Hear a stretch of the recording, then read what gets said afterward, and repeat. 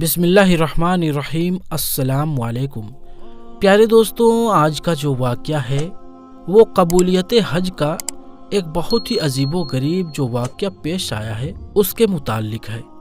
حضرت عبداللہ ابن مبارک رحمۃ اللہ علیہ فرماتے ہیں کہ میں حتیم میں سویا ہوا تھا کہ آنکھ لگ گئی، میں سو گیا۔ خواب میں دیکھا کہ دو شخص میرے پاس آ کر کھڑے ہو گئے۔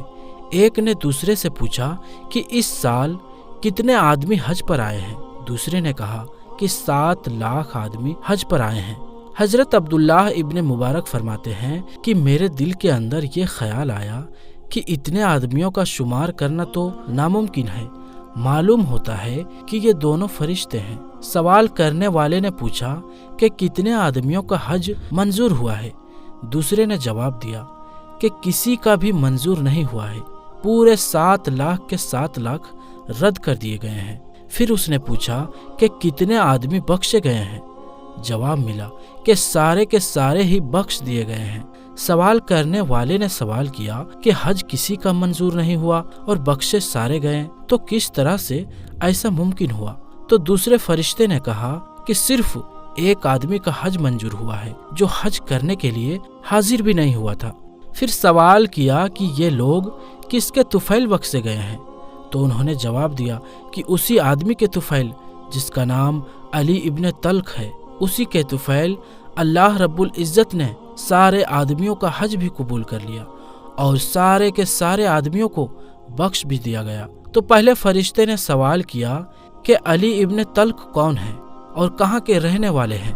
تو دوسرے نے جواب دیا کہ دمشق میں فلاں محلہ کے رہنے والے ہیں اور موچیوں کا کام کرتے ہیں۔ حضرت عبداللہ ابن مبارک فرماتے ہیں کہ جب میں بیدار ہوا تو ارادہ کیا کہ جس شخص کے طفیل 7 لاکھ آدمیوں کی بخشش ہوئی ہے اور اس کا حج بھی گھر بیٹھے منظور ہوا ہے تو اس شخص کی تو میں ضرور زیارت کروں گا۔ چنانچہ مکۃ المکرمہ سے فارغ ہو کر میں دمشق چلا گیا۔ اس شخص کو نام اور مکان کی وجہ سے تلاش کیا لیکن ملا نہیں، لیکن میں نے ارادہ کر لیا تھا کہ ضرور زیارت کر کے رہوں گا۔ بہت سے دن وہاں اسی تلاش میں گزارے۔ بالآخر ایک روز وہاں پہنچ گیا۔ ایک شخص موچیوں کا کام کر رہا تھا، اس کے پاس گیا اور اس کا نام پوچھا تو اس نے کہا کہ علی ابن طلق میں ہی ہوں۔ تو میں وہیں اس کے پاس بیٹھ گیا۔ اس سے کہا کہ میں آپ کی تلاش میں رہا ہوں اور بڑی مدت کے بعد مجھے آپ سے ملاقات نصیب ہوئی ہے۔ میں نے اس سے پوچھا کہ اس سال آپ حج پر تشریف لے گئے تھے یا نہیں؟ تو انہوں نے جواب دیا نہایت ہی حسرت بھری آواز میں، بلکہ آنکھوں سے پانی بھی آنسوؤں کی شکل میں بھر آیا، اور کہنے لگا کہ اس سال میں حج پر نہیں جا سکا۔ میں نے سبب پوچھا تو بتایا کہ کوئی عذر ہے، یعنی کہ کوئی وجہ ہے۔ فرمایا کہ میں نے اصرار کیا، وہی عذر تو میں پوچھنا چاہتا ہوں کہ کس لیے آپ حج پر نہیں گئے؟ اس موچی نے جواب دیا کہ میں نے حج کی تیاری کی ہوئی تھی، سامان وغیرہ باندھا تھا، میرے گھر میں بچہ پیدا ہونے والا تھا۔ جب اس کا وقت قریب آیا تو میرے یہاں پہلے کوئی اولاد نہیں تھی، اللہ تعالیٰ کی فضل و کرم کی امید تھی۔ جب اہلیہ کو تکلیف ہوئی تو انہوں نے کہا کہ اس وقت میرا دل جو ہے وہ گوشت کھانے کو چاہ رہا ہے۔ میں نے سوچا کہ بازار سے لانا اور پکانا، اس میں دیر ہو جائے گی۔ گھر والوں نے بتایا کہ مجھے معلوم ہوتا ہے کہ شاید پڑوسیوں کے یہاں گوشت پکا ہے۔ میں نے وہاں جا کر پوچھا تو انہوں نے کہا کہ جی ہاں، گوشت تو ہم نے پکایا ہے۔ میں نے تھوڑا سا سالن مانگا۔ انہوں نے جواب میں کہا کہ تم امیر آدمی ہو، ہم نے بھوک کی وجہ سے حرام گوشت پکایا ہے، مسکین اور مضطرب کے لیے تو جائز ہے، اس میں کوئی حرج نہیں ہے۔ ہم نے جب بال بچوں کی اضطرابی اور بھوک کی شدت دیکھی تو باہر ایک گدھا مرا پڑا تھا، اس سے گوشت کاٹ کر لایا اور پکایا ہے، تیرے لیے تو وہ حرام ہے، تجھے کس طرح سے دیں؟ یہ سن کر مجھے بہت افسوس ہوا۔ اس آدمی نے کہا کہ یہ سن کر مجھے بہت افسوس ہوا۔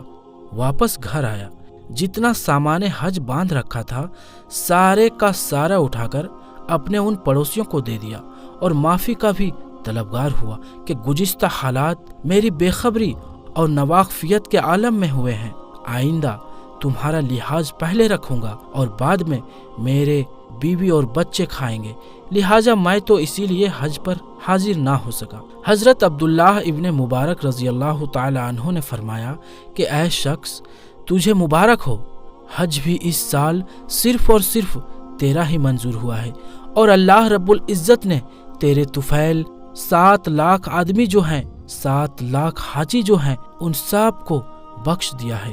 سبحان اللہ! اللہ رب العزت کا فضل و کرم ہے، جسے وہ عطا فرما دے کوئی بھی اسے روکنے والا نہیں ہے۔ سبحان اللہ! ایک آدمی نے اپنا مال اللہ کی راہ میں صدقہ کر دیا، سخاوت کی، اللہ تعالیٰ نے اس کا حج بھی قبول کیا، اور اس کے صدقے اور طفیل سے 7 لاکھ آدمیوں کی بخشش ہو گئی۔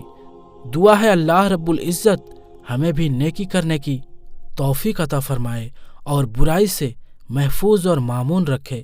آخر میں اللہ تبارک و تعالیٰ سے یہی دعا ہے کہ اللہ تعالیٰ رسول خدا صلی اللہ تعالیٰ علیہ وآلہ وسلم کے صدقے طفیل ہمیں تمام انبیاء اکرام، تمام اولیاء اکرام سے محبت کرنے کی اور ان کا ادب و تعظیم کرنے کی توفیق عطا فرمائے، اور ہمیں ہر برے کام، ہر برے اعمال سے ہمیشہ بچائے رکھے، اور صراط المستقیم کی راہ پر چلنے کی توفیق عطا فرمائے۔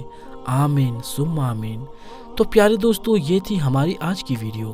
تو دوستو، ہماری آج کی ویڈیو آپ کو کیسی لگی ہمیں کمنٹ میں ضرور بتائیں، اور ویڈیو کو لائک بھی کر دیں، اور آپ نے ابھی تک ہمارے چینل کو سبسکرائب نہیں کیا ہے تو چینل کو سبسکرائب کر دیں، اور پاس میں دیے بیل آئیکن پر بھی ضرور کلک کر دیں۔